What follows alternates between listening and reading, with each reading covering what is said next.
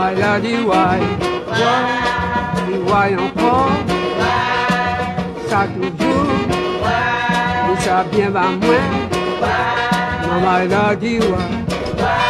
Yo time yo palais, yo ma panele, mamele pio, wadlo jabat mama, wadlo jabat papa, wadlo jiema, ça c'est kana sauvage. Maman il a dit ouais, ouais encore, et ça toujours, wadlo jiema, ça c'est kana sauvage. Maman il a dit ouais, ouais encore. My name is Marylene Gaston, better known as Marylene, or I may be called Irayle. So Marylene Irayle Gaston. Most people in the community would say it as Marylene. I am a cultural activist. I was a school teacher, a businesswoman, where I grew up with Mr. and Mrs. Eddie Gaston, who were also business people, who run the post office for over 30 years in Monrepo.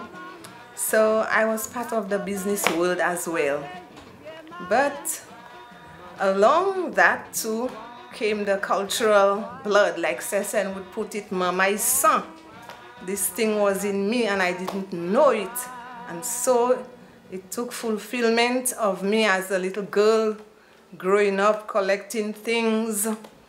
People would call koshoni and I didn't know what the koshoni would become. Not knowing that that was a gift from God to be the great part of my cultural heritage, the richness of my heritage. The things that I would have to leave there so the people of my community would be the custodians of what that I acquired from my youth.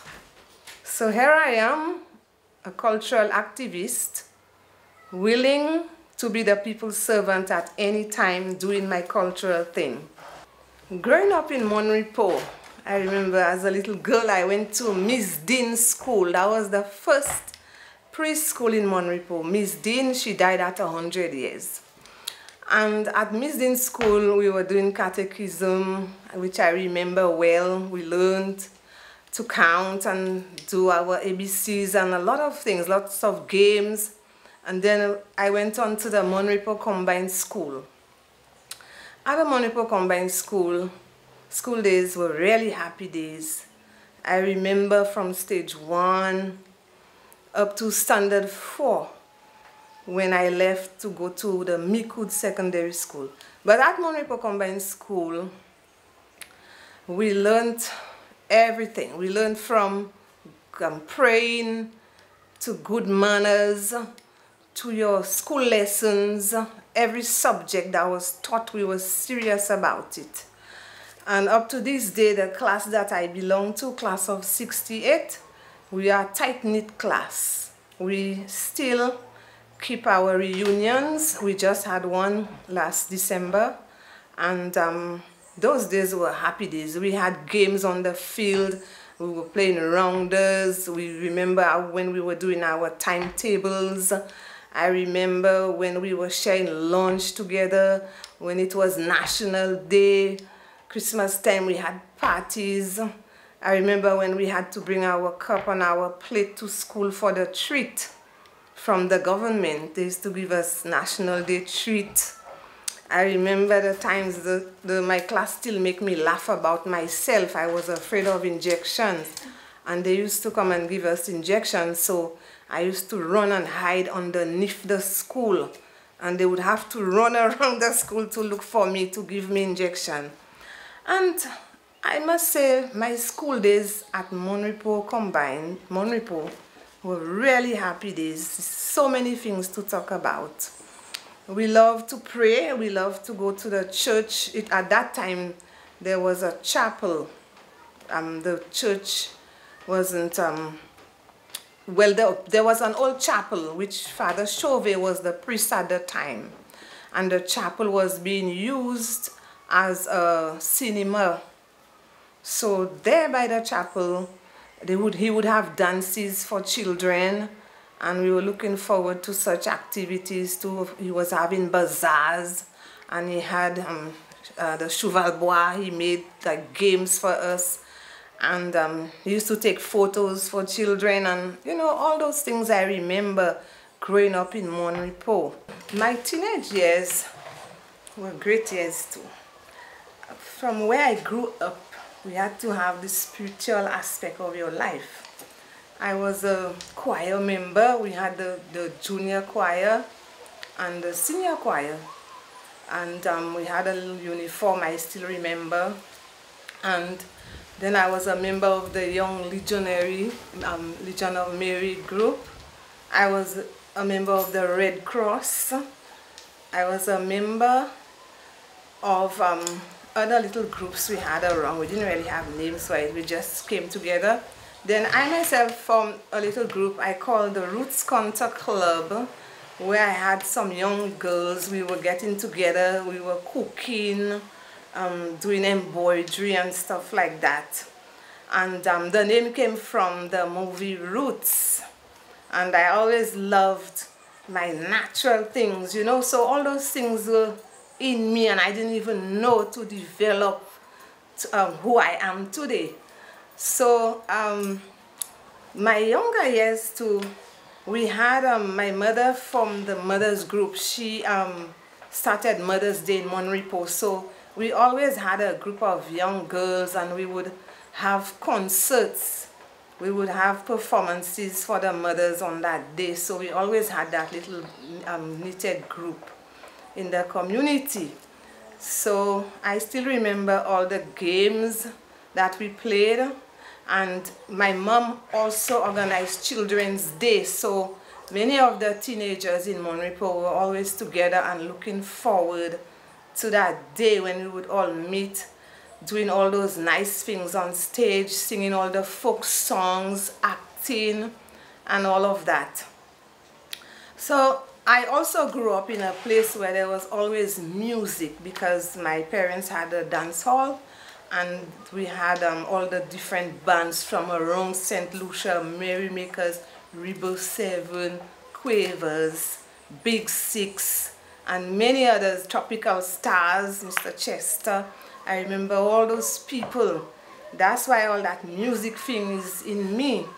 I grew up with it, and my brothers, my family, my extended family are all musically oriented people. So all of this in my teenage years, I grew up. There was a man called Cockshat who used to play the drum. I think I really got the inspiration from Cockshat being at our rum shop, always playing taboo, and the zoo. And my brother, who's Hubert Brice Février, was also very instrumental, because he had the band Conquerors at first, and then Rebel Rockers. He taught so many people music, and I think he should be rewarded for that too. And many people who can drum and sing and do music now is because of him. And from that, we had a teenage band in Repos, and I was the vocalist. It was only guys, I was the only female in that band. And we are trying to bring this back, because everything is dying in the community, and we could instill those things in the young people. I went to the Micoud Junior Secondary School from Repos Combined School. In 1975, I left Repos School and went to Micoud Secondary School. And there I excelled, I went through it all, and then I left after 3 years and went to the Vieux-Fort Secondary School. When I left Micoud Secondary School, Micoud Junior Secondary School, I succeeded to go to the Vieux-Fort Senior Secondary School. When I went there in 1978, I went to Vieux-Fort Secondary School. there I met with another set of wonderful people whom to this day we are still friends, just like those I met at Monrepo Combined School. People from other parts of St. Lucia on the southern side, Sozel, Labrie, many other places, and we made friends. So I had a new family there. So while at school in Beaufort, the same way we had discipline, total how to dress at school, good manners, and everything was intact. You had respect for your teachers, respect for the school property, respect in every aspect. When we were going to school, it was very serious. So I did certain subjects, and when at school that time we were growing older, but when I was in primary school we didn't have little boyfriend and things. So when I went to before secondary school, I got a boyfriend, and then I ended up getting married to the boyfriend. So that's a little story from that part of that school. Well, let me go back to the school years. Whilst at school now, I had this music thing in me, this drama thing. I couldn't run away from it. So then my literature teacher was Mr. Kennedy Booth Samuel, and he was very instrumental and had an impact on me. When he saw my skills and whatnot, we were playing, doing different plays, songs, writing stories, and so on. And the year after, another Mapipi came around, and that's a man. I'm glad I'm getting the opportunity to say it again. I've said it to him. Mr. Kendall Hippolyte Straw had a very great impact on my life. He made me discover, I'm getting emotional, it's okay, who I am in the form of my poetry and acting and so on. God bless Kendall. Up to this day, we have a nice relationship. So there I discovered too who I am, you know, my talents and so on, of writing poetry and putting your emotions out, you know, for different things. So whenever I had anything to do, those were my two consultants, Boots and Kendall.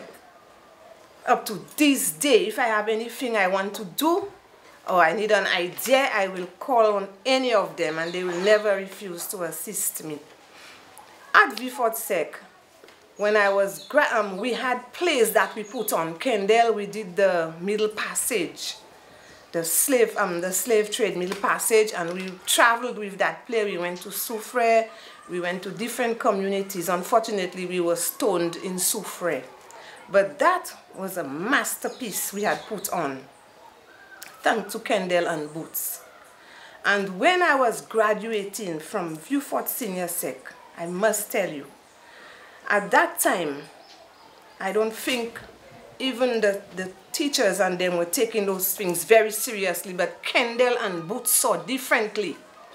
They didn't put me on the book for the price of drama, but Kendall and Boots saw it fitting.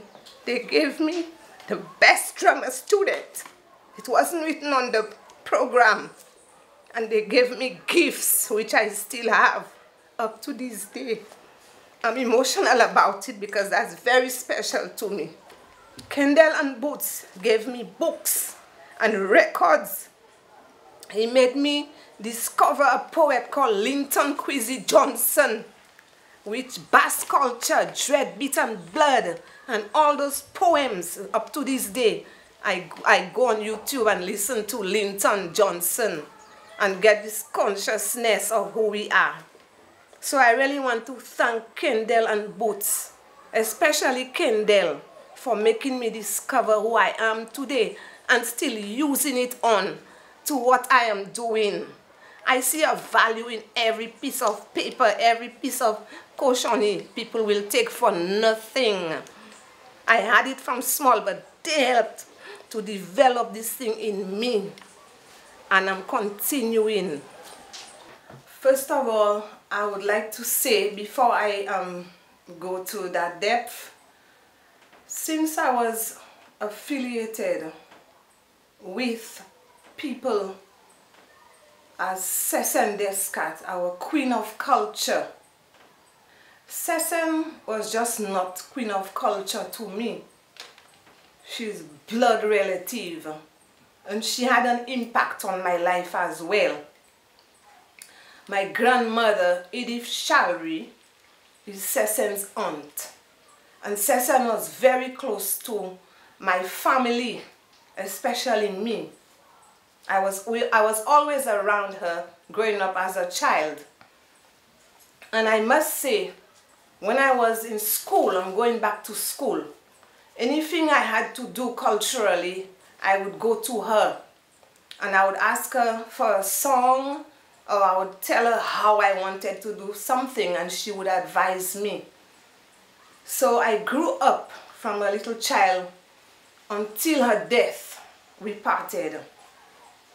I also want to make mention of people like Mrs. Amel Mathurin, who was my teacher at Monripo Combined School. My cousins, especially Silo Shalry, who is always with me, encouraging me to do what I am doing here and supporting me. In my adult life, when I left teaching at Monripo Combined School, I got married. When I got pregnant, I got married. Then I had a business I took over from my parents. And after that, I was still involved in cultural activities, because where I grew up, it was all knitted with the whole community. We had to mix with people because of the business-oriented place that I grew up in. So I was with everyone, every community, and all my other siblings too. We had to interact because of the business place that we came from. So after that, I had the business, and it was the same. But in 1990, before I got married, there was a cultural pageant, and I took part in it, and I'm still the reigning queen because there's never been another one. So I'm still the reigning queen for the first ever Plebel Madouas, and my sponsor was Sir John Compton. He sponsored me, and I made him proud. After that, I don't know, I tell you, I had a gift from God. I stayed home one day and seeing all the things that I had, and I'm saying, people are saying I'm collecting caution. So I was also affiliated with the Folk Research Center. I've been a board member for several years, and I continued bona fide member of the FRC because I love Father Anthony, who is very special to me and my family, and I want to support him in anything that he is undertaking. So I sat home, and in 2004, when we were hosting Journée Creole, I stayed home, and something came to me, a vision, and I fixed the house at Eddie Gaston's dance hall where we live. And I just put these things together kind of a way. I don't know where that thing came from my mind. And when I was finished, it took me about the week I was doing it. And I said, hey, it's so nice. It's looking like a hotel, some kind of thing. So I ran to the school, Monripo Combined School, and the principal was Mrs. Marjorie Serrier.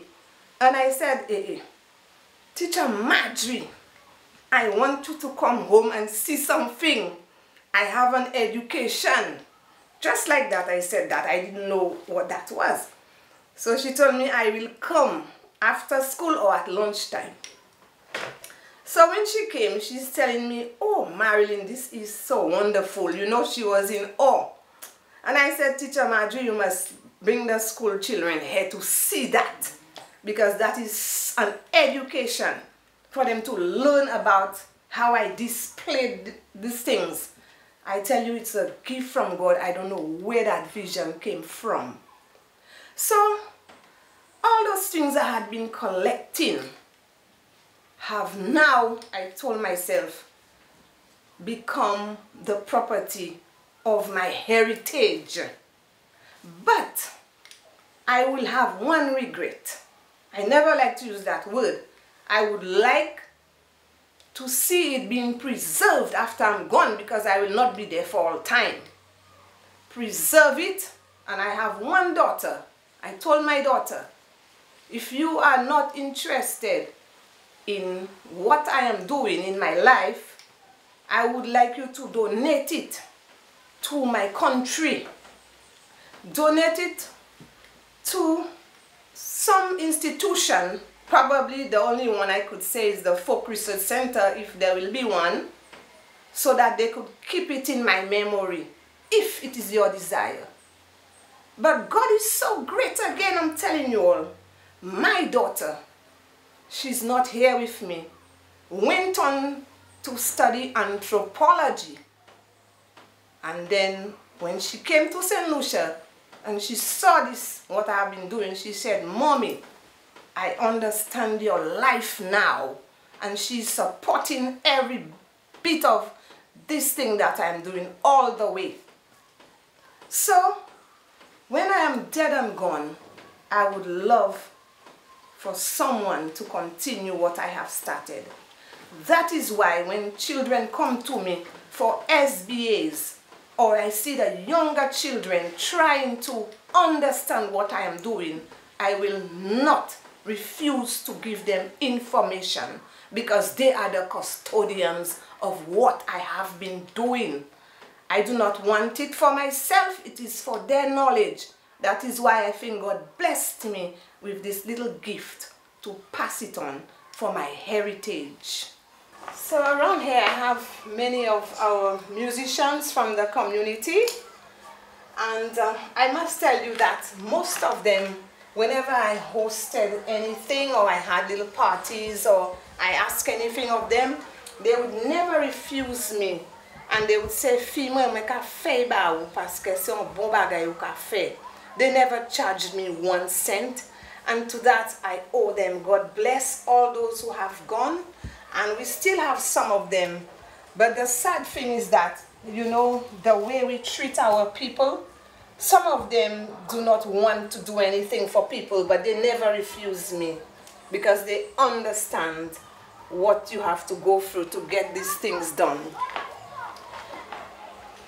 And mentioning my new family that I adopted along the way, going to FRC and to the language committee, I have some good friends which I kept, and they always support me in everything that I do. It's Jomo Laura, Jean-Pierre, Lindian Alexander, Kendry Jean-Pierre, Miss Carlin Jules, and many other friends that I have in the cultural arena. My dear friend Nigel Nestor, we went to school together. Whenever I ask him to do anything for me on the drumming, he will never refuse. He made his very first djembe that I have. I still have. It's part of my museum collection right now. So many other people, I cannot mention all the names. So I want to be grateful and thankful to everyone who still continue this journey with me.